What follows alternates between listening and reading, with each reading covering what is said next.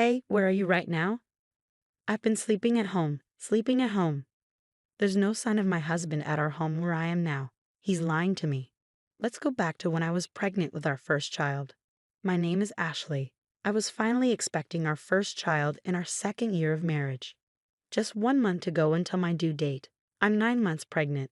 While I'm excited about the birth, I can easily imagine the confusion of going through childbirth and child rearing for the first time. I had planned to go back to my parents' house this weekend to have them help me out for a while. I mentioned the idea of going back home to my husband during the stable period of my pregnancy, but I thought he had probably forgotten, so I brought it up again today. While I was relaxing and watching TV, my husband casually mentioned, "Heading back to your parents?" "Oh yeah, you mentioned that. If you're going, just go. I can handle things here just fine without you." I was shocked by his dismissive tone, but I didn't want to argue, so I decided not to argue back. "Well, I'll be going back this weekend. Our baby is due next month, and I plan to stay there for a month or two after giving birth. So I'll probably be back in about 3 months. Please make sure the baby's room is clean and ready." Okay. I would have done it anyway. "Oh, and I can't see you off this weekend because I have to work." "Oh, all right." I had hoped he would at least come with me to the station, but that hope faded fast. I knew he was always busy with work, even on weekends.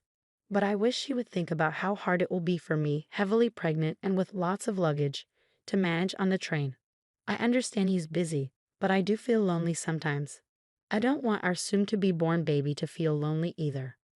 Plus, I'm worried about whether we can raise our child together like this. When did he become so distant? With these mixed feelings, I started packing. Since I still had time before going to my parents' house, I decided to send most of my luggage through a delivery service. I had already cleaned the house from top to bottom when I started my maternity leave early. They say pregnant women have a nesting instinct. I had set up a crib and prepared a space for the baby, excited to start our new life as a family of 3. When I returned after 2.5 months, I found that my husband was being really messy despite my efforts to clean up before leaving. Maybe I cleaned too early, but still he seemed to have forgotten how to live in a tidy home. He'd leave half-empty drink bottles lying around and ignore the cardboard boxes from his online shopping. I realized that I'd never seen him cook or clean since we got married. Even though I kept trying to tidy up, things only got messier, and I started worrying about the state of the house while I was away. But with the baby coming soon, I had to focus on preparing for childbirth. The weekend came quickly, and I went to my parents' home. Meanwhile, my husband didn't even see me off to work. While I relaxed at my parents' place, I stayed in touch with him through emails every day and called him about every 3 days. But gradually, he started ignoring my calls more often. When I managed to get through to him, I noticed he'd been avoiding my calls lately. I asked, "You've been hard to reach lately, are you busy?"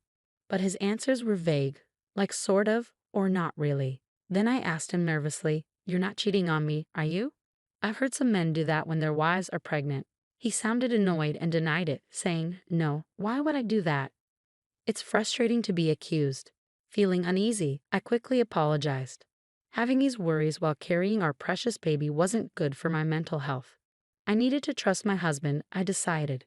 A few weeks later, I started having labor pains. As I prepared to go to the hospital, I called my husband. I felt embarrassed to show how much pain I was in, but I really wanted him there when our baby was born. I thought surely he'd be touched by the birth of our child. I'm in labor. It usually takes about half a day for the first baby to arrive, so if you leave now, you should make it in time. I really want you here when the baby is born. You can even cut the umbilical cord. When I asked him to come, my husband sighed in annoyance. "What? You want me to come by train right now?" "Sorry, I'm tired too, I can't. I have work tomorrow." I was shocked. "Are you still talking about work at a time like this? Our baby is being born. Isn't our child more important than work?" He snapped back, "Stop it. My job can't be replaced. This is a once-in-a-lifetime moment, I know. But my work is crucial. If I don't do it, it won't get done. Can't you understand? I have to go. I'm busy." And he hung up. I tried to convince him, but he wouldn't listen. As I sobbed through the pain of labor, I wondered why he was so indifferent to our child's birth. From the moment I found out I was pregnant, my child became my priority. But as a father, he seemed so distant. So I faced childbirth alone. The pain lasted a whole day, and the next day, a beautiful baby boy was born. The baby was so tiny, adorable, and dearly loved. After leaving the hospital, my parents doted on him, teaching me all sorts of things about taking care of him. Within a month, I had gotten pretty good at giving him baths. My parents worried about me, though. "Are you sure you're okay with your husband? We can't help but worry about you when we leave." But not wanting to trouble them, I reassured them, saying, "I think I'll manage somehow. My health is improving faster than I thought.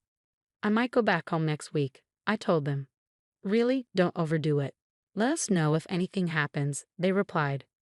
People often say that recovering from childbirth is like recovering from a car accident, but thanks to hormones, I was in good spirits and my body was healing well. I was also getting the hang of taking care of the baby, so I decided to go back home a bit earlier than planned. While I stayed with my parents, my husband hardly reached out, and even when I sent him photos and videos of our son, he didn't seem interested. I figured maybe the feeling of being a parent really kicks in when you're actively involved in raising the baby, and perhaps he wouldn't feel like a father until he spent time with our son. That's what I hoped, at least. It kept me going. I decided to surprise my husband by having my parents drop me off at home. I didn't tell him I was coming, but he should have been home since it was his day off. I wondered how he'd react when he saw our baby for the first time. Would our baby like our home? After a few hours' drive, we got home. I held our son while my parents brought in our luggage and I unlocked the door. But when we walked in, the house was dark and silent. "We're back a bit earlier than expected, but we're home now." "Huh, no one's here. What's that smell?" As we stepped into the living room, a terrible odor hit us. When we turned on the light, we couldn't believe what we saw. The room was a mess, like a garbage dump. Dirty dishes and half-eaten food cluttered the sink. Clothes and trash were strewn all over. And there was even moldy juice sitting out, stinking up the place. The table was covered in stains and grime. The bathroom was also filthy, with black mold in the shower and sink, and the toilet was dirty and smelly. And worst of all, the crib we had prepared for our son was filled with unused cardboard boxes and trash bags. I had asked them to keep the house clean for our baby, but this was the opposite, and I was shocked. There's no way we can live in such a dirty house, and I'm especially upset about the crib being ruined. Seriously, what's going on here? There was no way we could raise a baby in a place like this. My parents were furious and searched for my husband, checking every room, but he was nowhere to be found. Where could he be on his day off? Was he working another weekend shift? But we couldn't even confirm if he had been working those shifts before. He wasn't paid extra for weekend work, and his company followed the regular work schedule. I had been suspicious of his disappearing acts on weekends. "Let's try calling him," I suggested. Unable to bear being in the messy room any longer, I ushered my confused parents outside and dialed my husband's number. But he didn't pick up. Finally, after the third attempt, he answered. "Hey, where are you?" I asked. "I'm at home," he replied. "Why?" "Just at home," he repeated. We had searched the entire house, but there was no sign of my husband. Could he possibly be buried under all this trash? But we couldn't sense anyone there, and his voice didn't sound like he had just woken up. Then I heard a woman's voice on the phone. I couldn't make out what she was saying, but it was definitely a woman's voice. That's when it hit me. He's cheating on me. I can't believe he'd do this while neglecting our child. The house was a disaster while we were away, and he was cheating on me. I was furious. A father like him isn't needed for our son. I'm done with a husband like this. If he prefers that other woman, then he can have her. How can you live in such a filthy and foul-smelling house? Oh, I understand. Maybe a burglar broke in. I need to call the police. What? But you're at your parents' house, right? What are you saying? Suddenly, my anger boiled over at my husband's evasiveness, and I raised my voice. You're the one lying about being at home, aren't you? Stop pretending. It's completely unacceptable to let the crib turn into a mess. I'm not returning to this house. We're getting a divorce. I ended the call abruptly and quickly reported to the police about the supposed burglary, intending to confront my husband. I instructed my parents and son to head back to my parents' house and waited for my husband in front of our home. The police arrived before my husband did. I welcomed them into the house as if they were guests, and soon after, I spotted my husband approaching, accompanied by another woman. As my husband came closer, his expression seemed to say, "This is bad." I confronted him, saying, "Hey, you weren't supposed to be back until next month." "But who is she?" The woman next to him glared at me, her arms crossed. "And who are you, for that matter?" she retorted. Despite encountering his mistress, I strangely felt calm. I decided to question the woman. It turned out my husband had been meeting her without revealing he was married. I was so disgusted with him that I didn't know how to react anymore. "Hey, at least let me explain," my husband pleaded, trying to grab my shoulder, but I slapped his hand away, not wanting him to touch me. "Don't touch me. It's disgusting. The police are checking the room right now. I hope you're embarrassed having them see the mess you've made. I'm leaving now. You can explain to the police. Goodbye." Leaving them stunned, I went back to my parents' house, ignoring the numerous calls from my husband. That night, I finally decided to respond. It seemed he had explained the situation to the police, and he returned home looking troubled. It must have been embarrassing for him to see the police struggling in the messy room. But he brought it upon himself. After being rejected by the woman he had been deceiving, all that was left for him was shame and a wrecked house. "Please, I'm sorry. Come back. I've been looking forward to seeing our son," he pleaded. If he truly felt sorry, he should have come to my parents' house at least. Thinking he could apologize over the phone and everything would be fine shows what kind of person he is. I can't imagine a future with him. Even though you never showed any interest before, you suddenly care. You weren't even there when I gave birth, despite me asking you to come several times, I pointed out. "Well, I thought you knew that I would. I'll clean up the room. I can't do household chores without you. I need you," he pleaded. I could imagine my husband growing more desperate and flustered on the other end of the line as I continued to reject him. "No matter how much you beg, it's not happening. You should have stuck with that woman.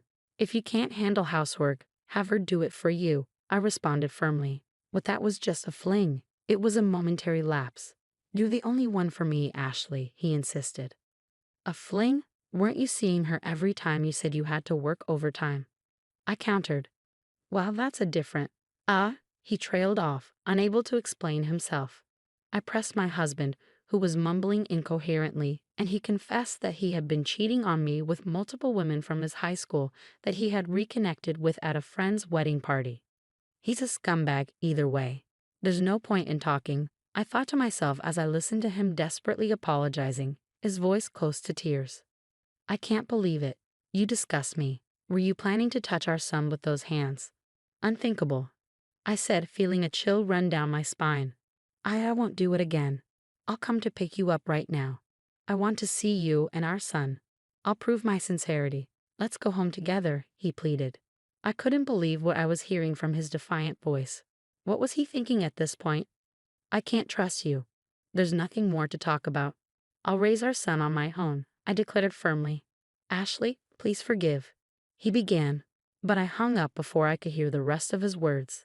The sound of the call ending echoed emptily in my ear, and that marked the end of our short marital life.